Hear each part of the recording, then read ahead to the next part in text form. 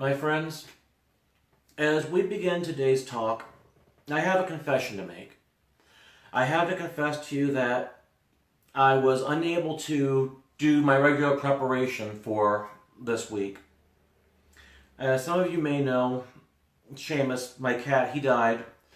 But it wasn't a very quick thing. This is a struggle that's been happening. His health had been deteriorating for several months. Actually, he was 20 years old. He turned 20 last May. So 20 years and 7 months. That's very long for a cat. And this week has been exceptionally bad. Yesterday morning, it got to the point where, it was time.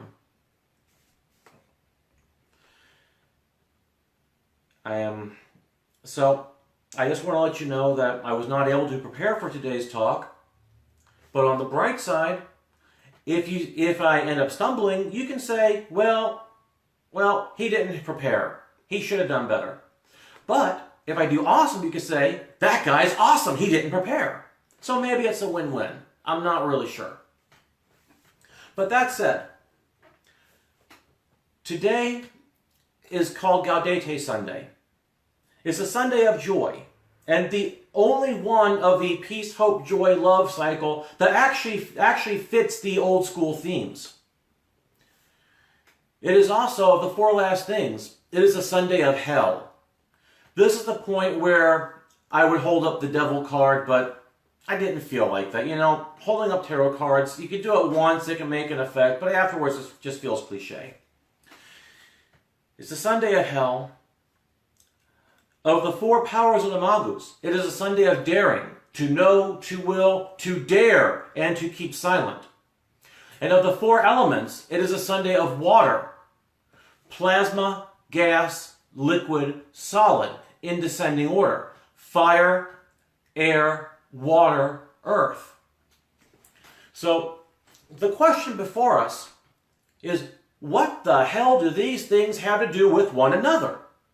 It's a Sunday of hell. I figure I can say hell in a church service. I mean, if I can't, then what's the point? What do these things have to do with one another? If I were to think about it, on the surface, not much. On the surface, not much at all. Let's go deeper. Perhaps there is joy at the prospect of avoiding hell. Perhaps there is joy at the prospect of daring to do what you have known and what you have willed. Perhaps there is joy in the element of water, which John uses baptism, being adopted by Jesus to wash away sins. We can make up connections. We can make up connections all day. And ultimately, the connections we make up may not be any better than so many of these quote-unquote esoteric sites that just use their own imaginations and make things up as they go along. They're not necessarily connected to the theme or the season or the text. So what do we have here in the text? In the text, we have an act of daring. Now, you'll notice in last week's gospel, John the Baptist's disciples asked Jesus, "Art thou the Christ, or should we wait for another?" And Jesus said, "Don't be a moron, stupid. Think for yourself. Look at what the hell is going on here, and look at the results I am manifesting. That should give you your answer. Do your own homework." So Jesus said, use your power of judgment. And yes, and last week being Judgment Sunday, it fits perfectly. Yet this week, they're asking John the Baptist, "Who art thou?" And he just straight out says it. "I am not who you think I am." Jesus didn't say yes or no. He said, "Figure it out." John just straight out said, "Ain't me. Go look somewhere else. There's somebody much greater than me showing up here." So that's the difference in approach. But to dare, as this is the Sunday of daring, to dare, he dared to speak truth to power. Though, before I start talking about truth to power, I want to backtrack and give you some background. Okay, the people who were sent to talk to John, they came from the sect of the Pharisees. Now, you need to know something about how Judaism was organized in the early 1st century. This was called the intertestamental period. The intertestamental period is from about 150 to 200 BC up until about 100 or so AD. Okay, that's the period between the time the last book of the Old Testament was written, though that was actually a book of wisdom in 50 BC, and the time when the books of the New Testament were starting to be written and codified. So there's a little bit of leeway in that window. Now during this time, and Josephus talks about this in his Antiquities of the Jews, that there were 4 different denominations of Judaism. Okay, sect or denomination, take your pick. There were the Pharisees, who were the people that were talking to John. Okay, the Pharisees, they tend to be legalistic. They tend to look at not just the letter of the law as what was written in the first 5 books of the Bible, the Pentateuch or the Torah, but they also considered what they called the oral law, which put a fence around the written law. And even then, the Pharisees were divided into 2 camps. There was the house of Hillel, which was liberal by the standards of the day, and the house of Shammai, which is conservative. Now, when I say liberal and conservative, I don't want you to confuse these with modern politics. Okay, these words have totally different meanings. Conservative meaning, the house of Shammai, the Rabbi Shammai was their leader. Okay, the house of Shammai, not the most tolerant of Gentiles. They were very strict interpretation of the law. They were very rigorous. Rigorous would be like somebody who has to follow the morality to the letter. We see this in fundamentalist churches. We see this in conservative Catholicism. We even see this in liberal Catholicism, just a very different type of rigorism.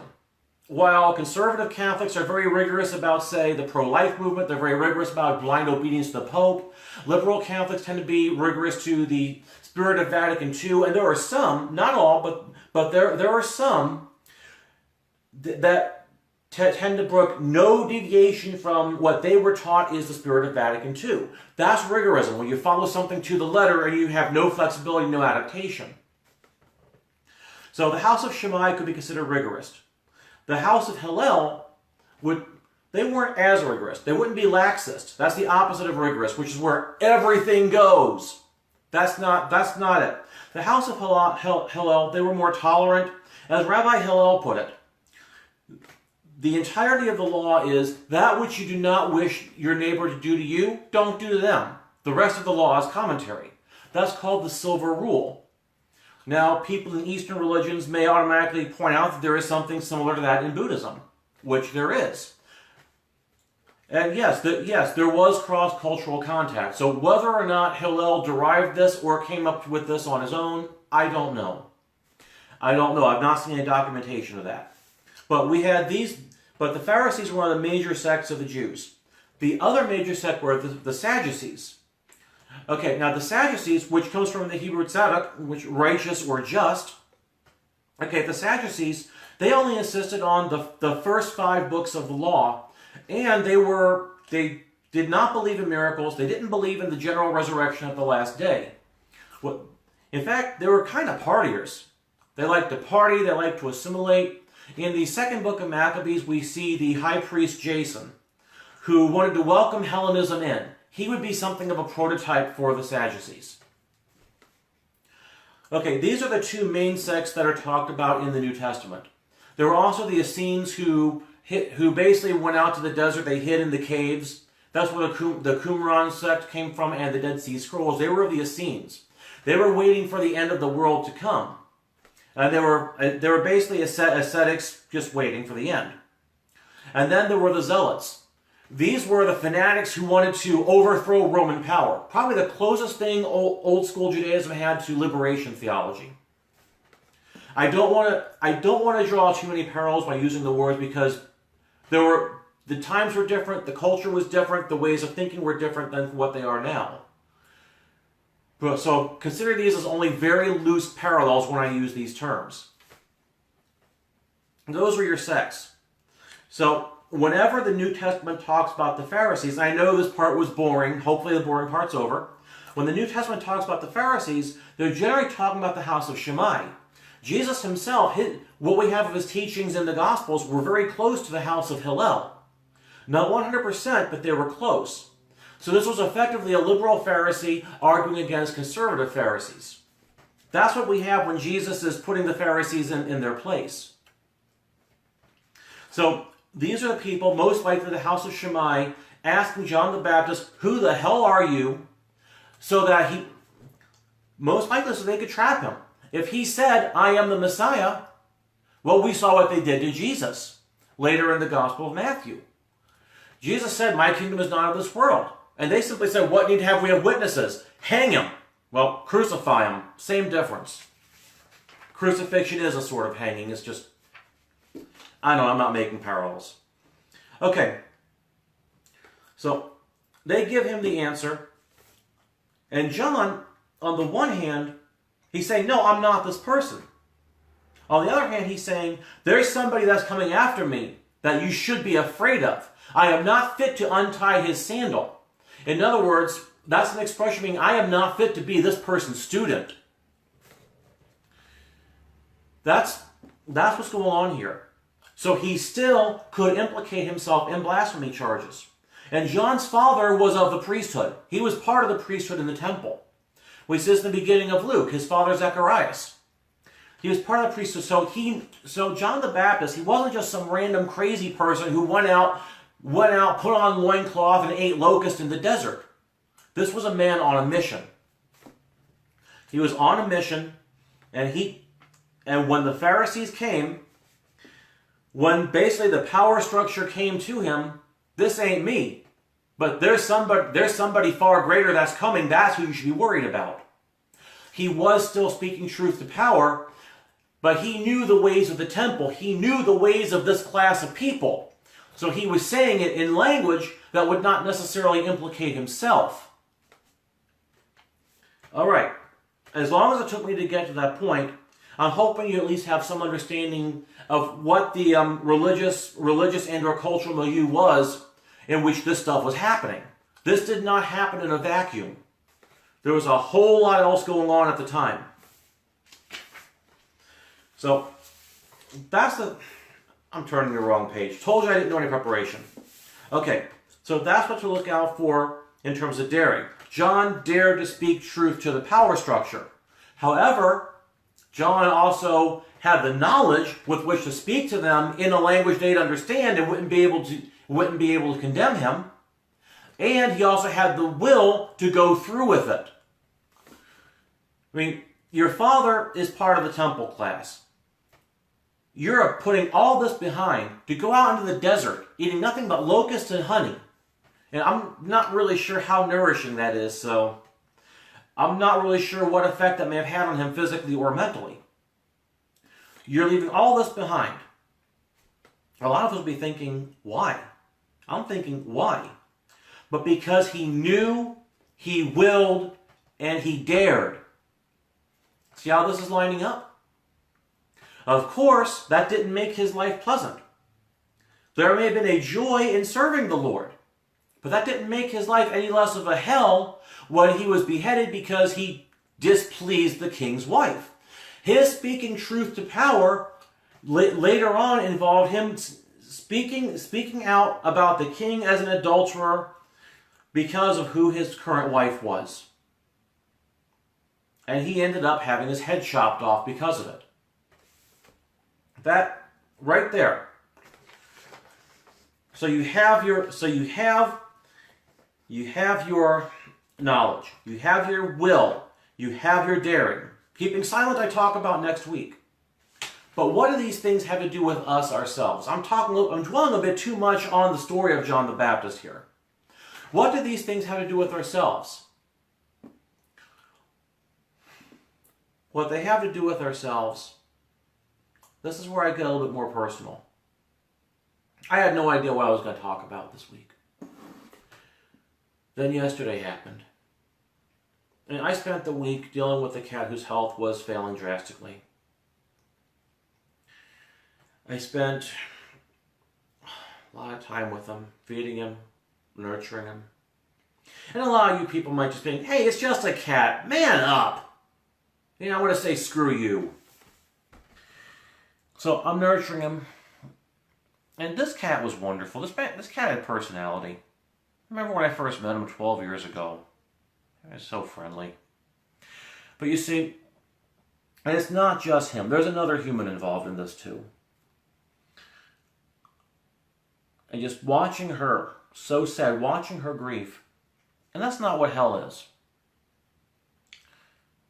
But any type of pain is a taste of hell. Any type of pain can also be an opportunity to be turned around into joy. Yesterday, after he died, and he died in my friend Sylvan's arms, after he died, I had to drive her and the body to Columbus because she likes having her cats cremated. I drove her to Columbus for the crematorium. First, because I know and have worked with the funeral home before, and second, because here in Dayton the prices they charge double the amount that they do in Columbus. It's kind of weird. Dayton is on average poorer than Columbus, but prices here are higher. I think it's a vestige of when this used to be a GM town up until 10 years ago, when GM took the bailout money, then shut down their plants in this town. It sent the economy into a tailspin, and they still haven't yet hit bottom.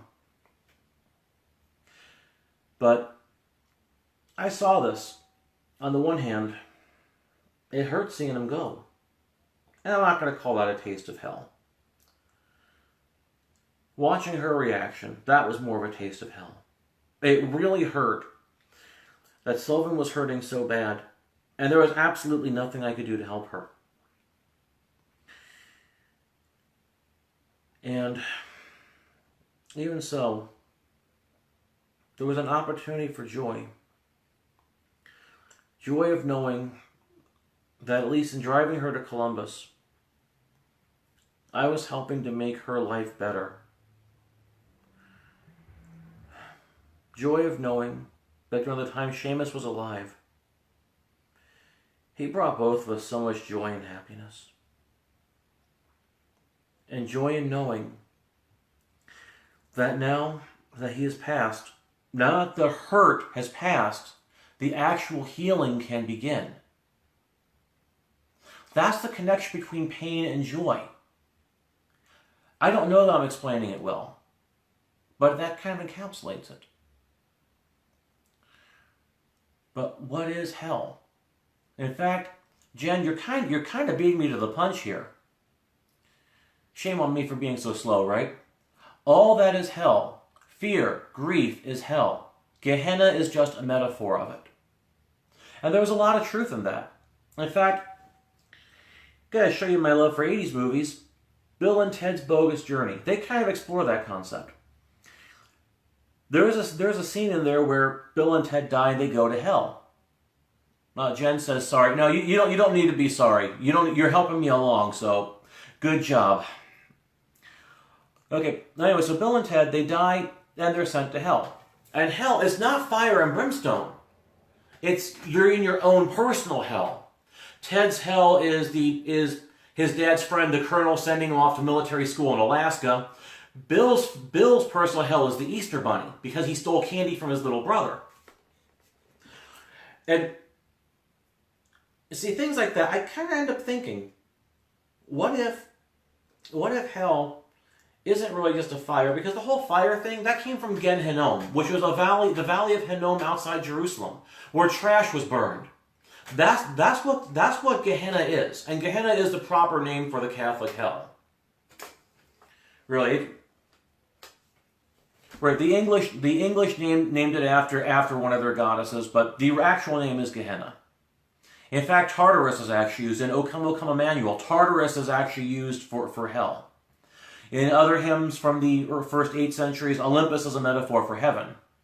So be on the lookout for that. If you want to start looking for certain things, that's where you should start looking. So they're in their own personal hell.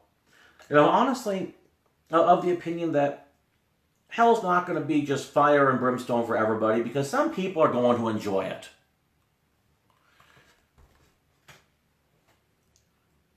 So, some people are going to enjoy it. So, what do? You give people their worst fear.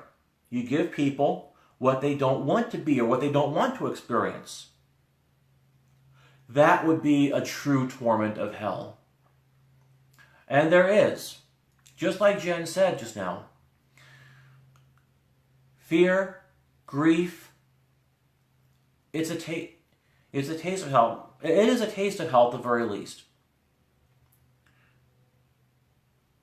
But in this, we still have joy from this taste. Joy of knowing that that torture can be avoided. Joy of knowing that by our actions, and in a way, I'm not trying to make this overly pietistic, I'm definitely not trying to make this overly Pelagian, but our actions can avoid this up to a point. Up to a point meaning we will always have loss. We will always have sorrow. We will always have pain. And there is nothing we can do to avoid it. Even if you move out to a cabin in the woods, there's still a chance you could break your leg someday. We can't avoid that. But we can minimize it, at least while we are here, through our actions, through knowing and through willing and through daring to make correct decisions. I made a lot of mistakes when I was younger, for example. The worst of which, I think, was going into exoteric ministry. For me, that was hell. The things I saw in the traditionalist movement were hell. Or at the very least, they were hellish. The rigorism, the fanaticism, the constant infighting. And these people think they're winning in some revolt against the Novus Ordo Church? No, they're destroying themselves by purity spiraling into irrelevance and oblivion. I mean, no wonder back in 07 when Ratzinger dropped the Mortem Pontificum, no wonder the trad movement was pretty much decimated with people going right back to the indults. That was a hellish experience for me. And each and every last one of you will know what a hellish experience has been for you because you've lived it. And the question becomes, so for some of us, what could I have done to avoid this? But that's the wrong question. Because now you know. The question is, how do I form the will to avoid this in the future based on my knowledge? How do I form the will to abstain from proclivities that may have dropped me into this? And how do I dare to get the hell out of what I was doing? This is how we avoid hell, at least the hell that is offered in this life. The hell that is offered in the next life, we avoid that also by making correct decisions. Yeah, I know, some of you guys say, this is too humanist, you're being a Pelagian, you're making decision theology. I know what I'm saying. I know exactly what I'm saying. And I am not excluding the possibility of faith because it is faith that has to do with this knowledge. Faith is the assent of intellect to that which is heard from an outside source. That is how Catholic theology defines faith. A person who has faith is not, however, necessarily a person who knows. And salvation is not just faith alone. I actually had a very interesting discussion with an LCMS pastor about this. And he told me that the definition I gave of faith was the definition being applied to faith alone, then he himself would have nothing to do with it either. Catholics and Protestants speak very different languages when they use the word faith. I just want to put that there. However, that formula is not just faith alone. It's grace alone through faith alone. But what is grace? Grace is the energy of God. And we accumulate the energy of God. And yes, the Eastern Orthodox Church says this. Grace is God's energy. So I am not making this up. I am not bringing New Age stuff into what I'm talking about here. This is old age. This is very old age. And in fact, the word energy is used within Catholicism. It has been used within Catholicism. It's because the Eastern Fathers were Catholics too. The Cappadocian Fathers were Catholics too, as well as Orthodox. Every saint from before the split, Eastern and Western, is both Orthodox and Catholic. The word has simply been downplayed, but the word is there.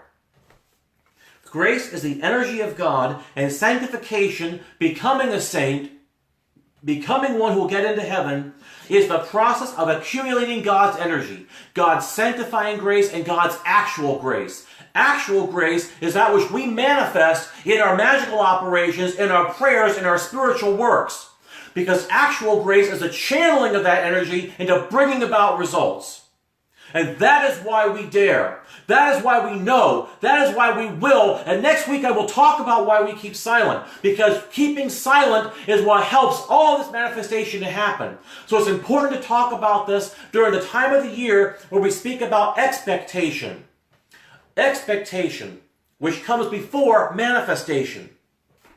And in this time, as we speak about expectation, as we speak about daring, because without the daring, without the doing the deed, you're not going to get results. You can know something, you can will something, but guess what? It's just wishful thinking. It's just a pipe dream.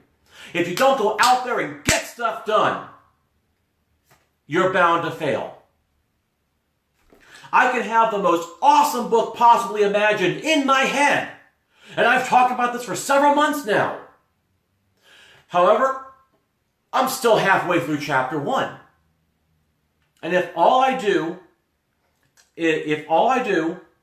is hang out, not get any writing done, not do any brainstorming, not put pen to paper or fingers to keyboard, that book's never going to get written.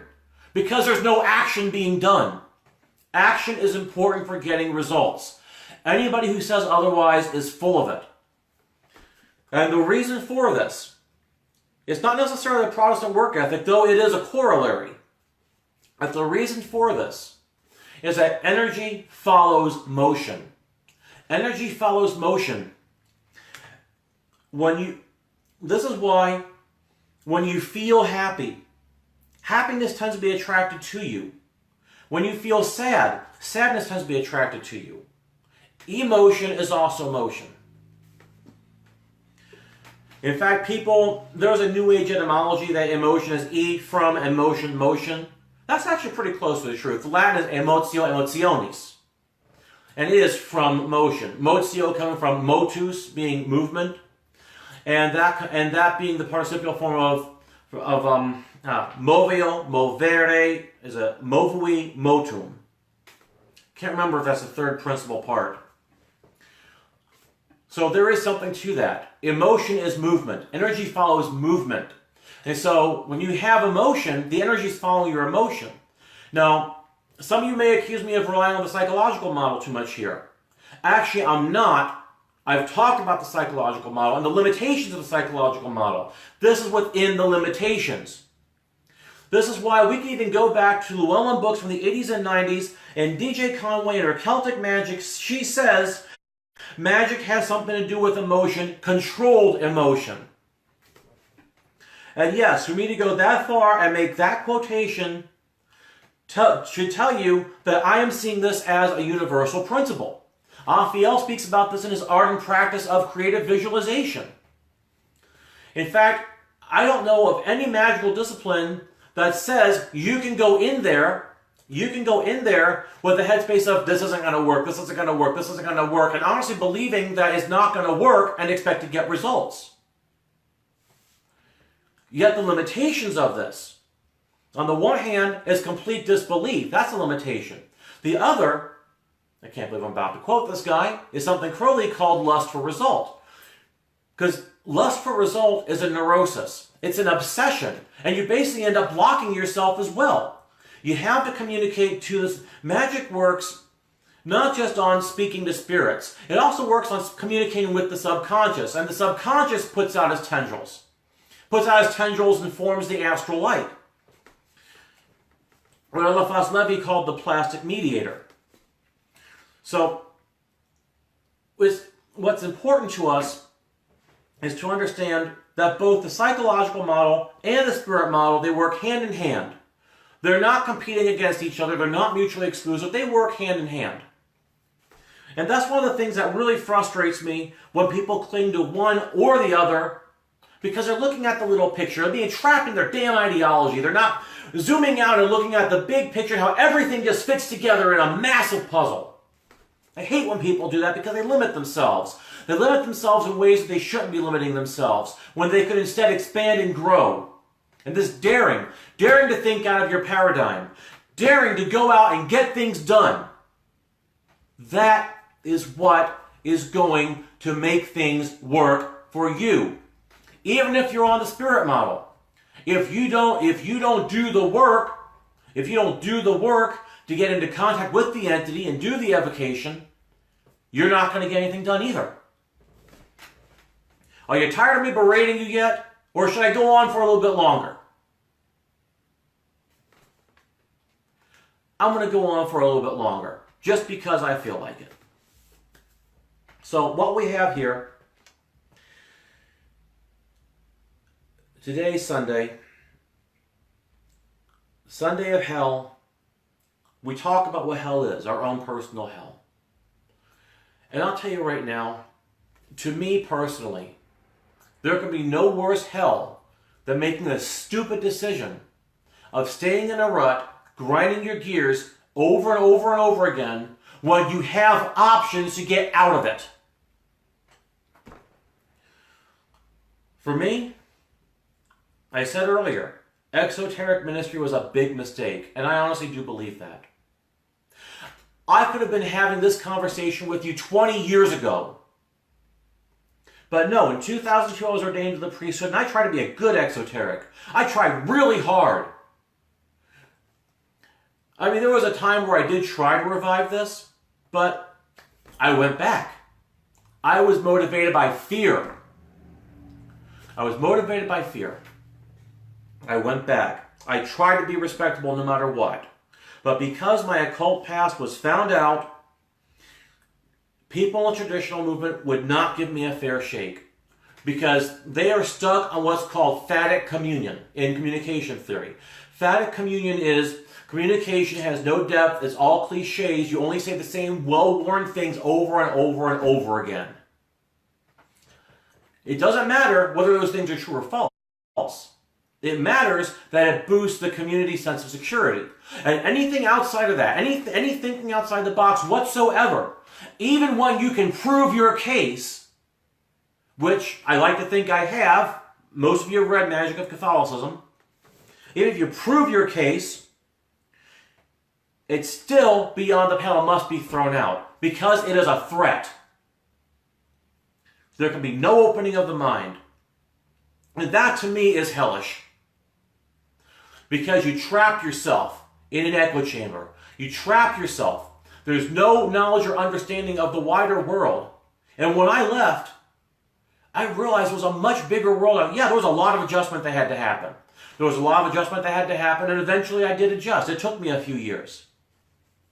And it was more than just learning how to say Mass in English, which, quite bluntly, switching to English was the hardest thing for me because it just felt so shallow.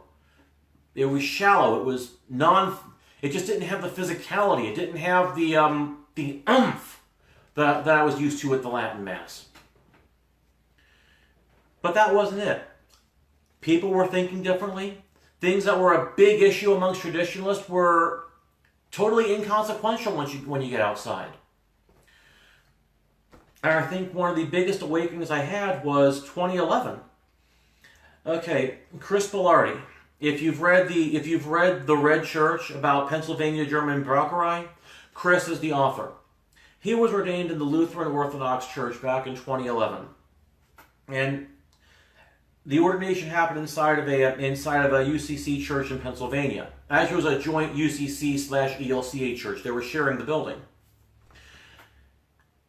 And what was really interesting was this was an exoteric church. Now, the Lutheran Orthodox Church is a conservative denomination. They ordain women, but other than that, they're a very conservative denomination, and they do have apostolic succession. So, what was really interesting to me is I'm there at the service. Chris asked if I would be present and if I would participate in the ceremony. I was there. So, what was interesting is there was open mention of Chris's book. And this was not an occultist or an esoteric congregation. And this was about maybe 40 or 50 people were there. So As far as independent synods and jurisdictions go, this was a pretty decent size. But I'm hearing this. They're talking about his book. They're speaking about it in a positive light. The contents are being spoken of in a positive light. I wish I had video. If Chris would authorize it, authorize the show, I wish I had video. I could show you this. It's like, wow, I've been hiding underground all these years. What the hell's wrong with me? It was pretty amazing. Just, it wasn't enough for me to get right back into it, because I had my own exoteric congregation that I was pastoring. And while this was definitely a group of misfits from the major churches, people that were hurt, people that didn't fit in. It was my congregation. They were older. They were open-minded when it came to certain things. Some of them had switched churches several times, trying to find intellectual feeding, trying to find some kind of spirituality. But they weren't ready for that. So I kept it out. The point of this is, when you're stuck in an echo chamber, you limit yourself in all kinds of ways where you shouldn't limit yourself. When you're stuck in an ideological hug box where nobody tolerates anything outside the approved ideology, and right now it's really easy to pick on leftists for this. It's really easy to do that. That's all over YouTube. But the fact is, the right does the same thing. When it comes to who dominates public discourse, you get old enough, you realize they take turns. Right, the right may dominate for a decade, the left may dominate for another decade, and the pendulum shifts back and forth. The fact is, it's all the same. It's all people consigning themselves to their own personal hell. And if you get somebody out of one of these hug boxes, if you actually get them to open up to you, they're never happy. They're always miserable. They have to keep on the face of supporting the ideology and hiding their own personal disagreements, however small. Why would anybody want to do that? Because when you get inside of a subculture like that, and this happened to me inside traditional Catholicism, when you get inside a subculture, it gets to the point where that subculture takes up so much of your life that it becomes your entire world. You think the entire rest of the world thinks like that. If you are stuck in this kind of a hug box, I'm not telling you to change your opinions. I'm not telling you to change your ideology. I'm not telling you to change anything about yourself. But if you are stuck in this kind of a hug box, and you feel yourself, and you're miserable just trying to keep up appearances, please just listen to this much, if nothing else. You don't have to stay trapped there. You can be yourself with the greater part of the population. You can be yourself. You can be listened to. And you can listen to others. And you can learn from each other. And there's so much good that can come from it.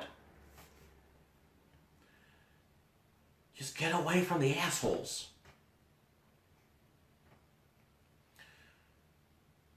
I'm going so far off course. I'm amazed anybody's still watching. But getting out of your personal hell, it can start with changing the amount of knowledge that you know, expanding it, and finding the will to apply that knowledge, and daring to act on the knowledge.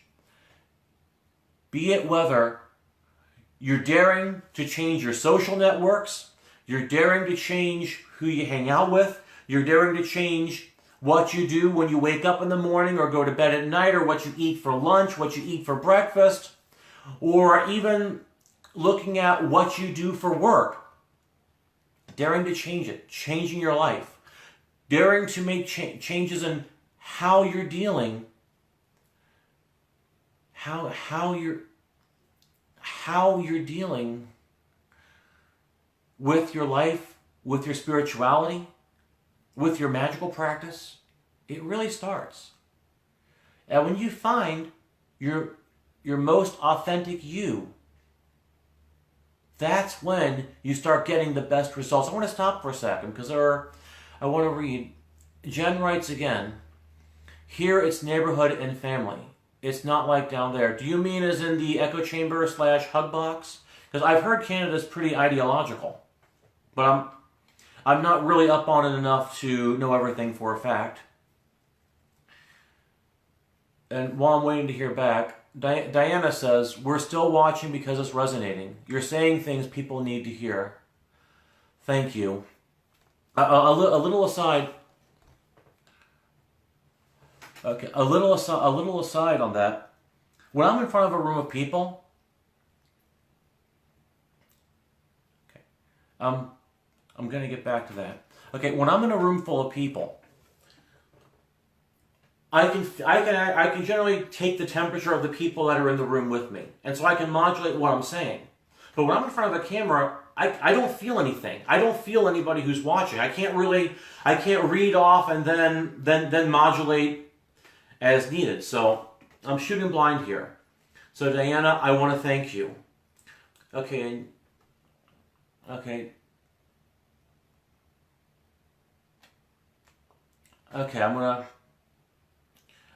gonna keep that comment to myself right now, Jen. I'm glad that you came back with the clarification. Okay, but where we are,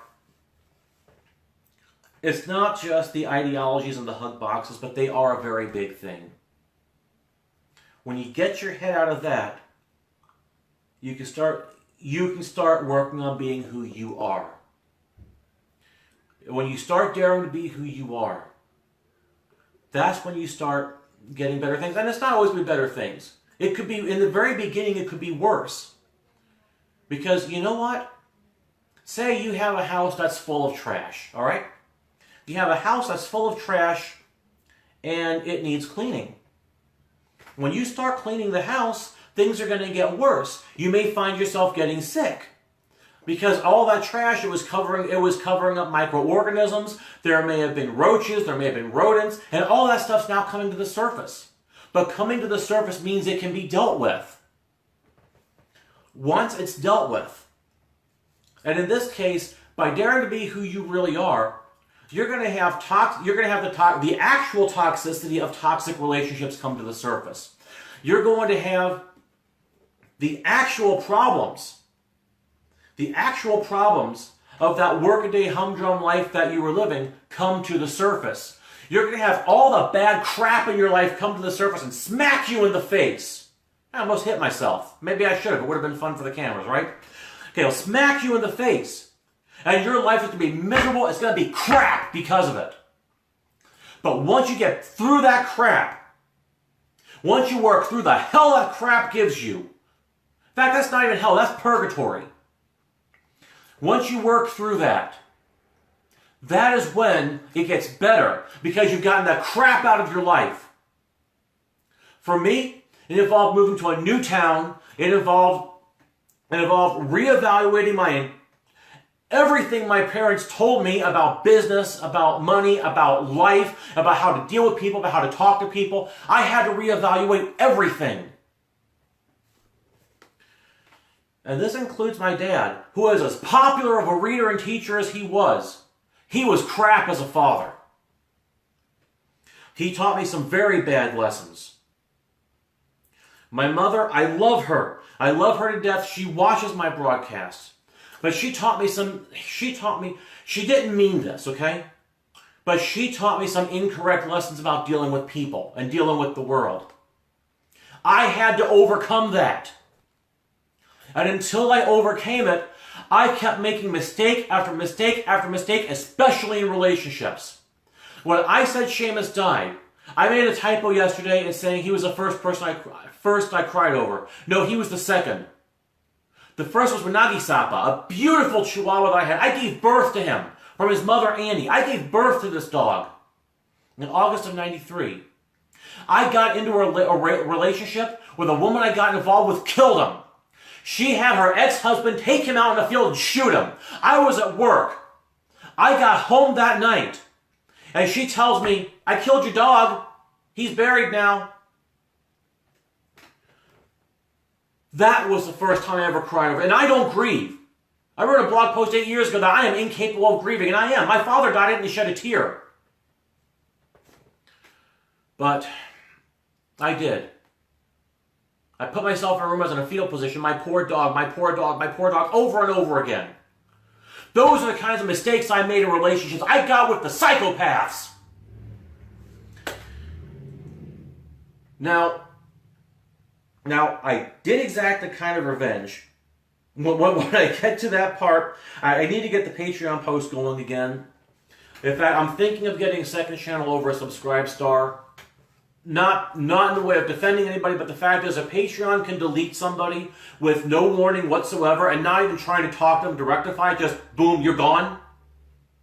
If they can do that, then there's nothing saying they won't do that to me. So for pragmatic self-preservation reasons, I'm thinking of getting a Subscribe Star channel, just running them both side by side. The same content will be available in both places if I go that route. But the thing is, I made really bad mistakes in relationships. I made really bad mistakes in business. I made really bad mistakes in life. And my life was freaking miserable. Culminating at that moment in 2011, where I was about to turn on the air conditioner about an hour before Mass, so that the building could cool down. And I'm thinking to myself, why the hell am I doing this? Why the hell am I believing this? What the hell is wrong with me? What the hell is wrong with everybody that's coming here? And I think that's when things started happening. I started reevaluating. When I left ministry, I came to Dayton. And then in 2016, after a lecture I gave in Yellow Springs, that's when everything started turning around.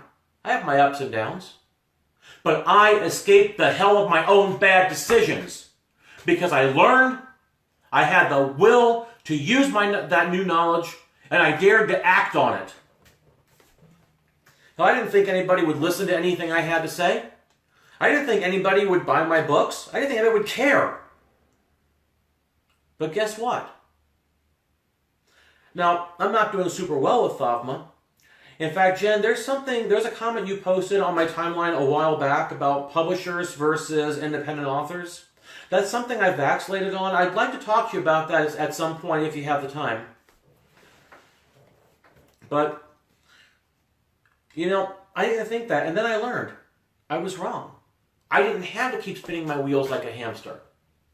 And I'm not the only one. I was watching a video from Styx Hexenhammer, maybe a few days to a week ago. He was saying pretty much the exact same things. He almost got a job as a night janitor. Instead, he got on YouTube, he just started saying what he had to say, and people started listening to him. And, you know, I'm having the same experience, just on a smaller scale. And I want to thank all of you. In fact, Kathy says some of us do care about you and your work. And Kathy, I see that every day. And I want to thank you, every last one of you. Because you have taken everything I learned when a period of my life that I considered very hellish and turned it into a joy. I want to thank you.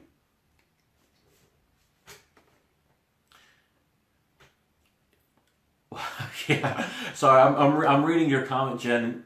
Yeah, you're not the first author who's told me that. I'll probably PM you later on this evening. You're definitely not the first author who's told me that. Okay, so where was I? But you've taken that and made it a joy. So for today to be the Sunday of hell and to be the Sunday of joy, it's not as contradictory as it may seem. It's actually two sides of the same coin. Joy, the difference between joy and hell is your decision. It is your decision to decide what are you going to do with what is in front of you. No problem, Jen. You're not interrupting. Actually, I'm enjoying the feedback. It's really kind of weird talking in front of a camera without getting feedback, so I'm really enjoying it. Thank you so much. Okay, so in that decision, now if I were a fire and brimstone preacher, I could say that decision is the heaven or hell choice that's in front of you. But I'd rather keep this to how we apply the message to our situations today. How do we apply this as occultists? How do we apply this as magicians? How do we apply this as people seeking a spiritual life. And a spiritual life has to rest on secure physical foundations. This is why I don't believe in poverty gospel. I also don't believe in prosperity gospel. Poverty gospel insists on kicking those physical foundations out from under you, or insists on having somebody else provide those foundations. The mendicant orders, for example, who originally financed themselves by going around and begging. You can see this with orders in Eastern religions that interrupt, I forget what they're called, but there's an order of monks that they interrupt weddings and ceremonies with their begging bowls. And you know, I really take an issue with that, because when you go around depending on other people for your support, depending on other people for your physical sustenance, what happens is you become dependent on them. And sooner or later, they're gonna call in that marker on everything that they gave you and everything that you therefore owe them. So I take an issue with poverty gospel for that reason, that whole dependence. You may be dependent on God, ultimately, but you are making yourself dependent on other human beings who may or may not have ulterior motives. Now, prosperity gospel, it just says, God's Santa Claus that gives you money if all you do is say words of victory or words of faith over something. Well, so the pastor may say, I said words of victory over this $10 million mansion, and God gave it to me. Do you know what really gave him that $10 million mansion?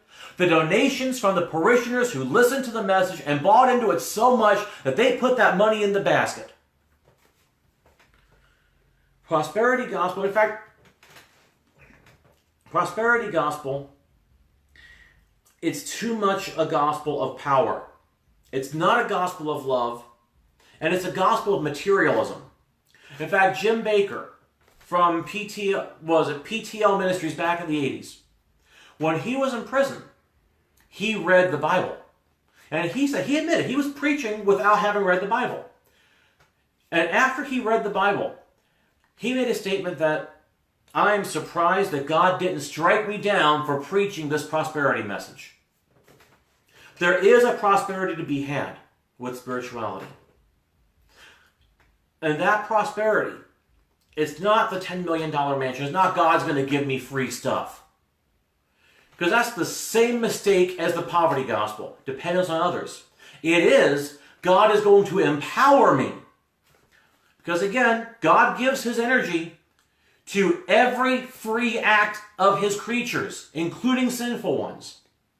That is in Catholic theology. Ott talks about this in his Fundamentals of Catholic Dogma. I do give chapter and page number on my blog. I'll have to link that post. So, God will empower you. He will empower the work of your hands. But it's your hands that have to bring it about. So, the prosperity is there for you. It's there within the Catholic paradigm, magical and even non-magical. But the prosperity is what you create for yourself with God's help. It's what you create for yourself by working with the chain of being to manifest. And thank you so much, Diana. You just said it perfectly. I've encountered many Christians who don't know what's in the Bible. Some churches are basically social clubs. Yeah, exactly. Exactly. How many people are there at church just for the connections, just for the networking? A lot of people don't even go to church for God anymore. A lot of ministers don't even believe in God. I had one friend, he was a holiness preacher. This was back, 2009, I was visiting his church. He was saying that a lot of pastors when they go to seminary, they didn't even believe in God. They just went to seminary so they could get a bigger pulpit. So yeah, totally on board with what you just said, because it's right. So the question is, how do we unsocial club this? Well, we can do one of two things. Either we can work with our own private spirituality and choose to stay with the church/social club where we are. We could find a different church. Or, the really hard or really idealistic part, we can work on building a community that supports each other with spirituality and with the gospel, and can give that social advice, be it with relationships or with day-to-day life. I'd like to hope that by doing these broadcasts, I'd like to hope that this may be some key towards the community happening. It doesn't have to be a brick and mortar community. It can be an online community, but something where the people who come to it are finding the spiritual food they need.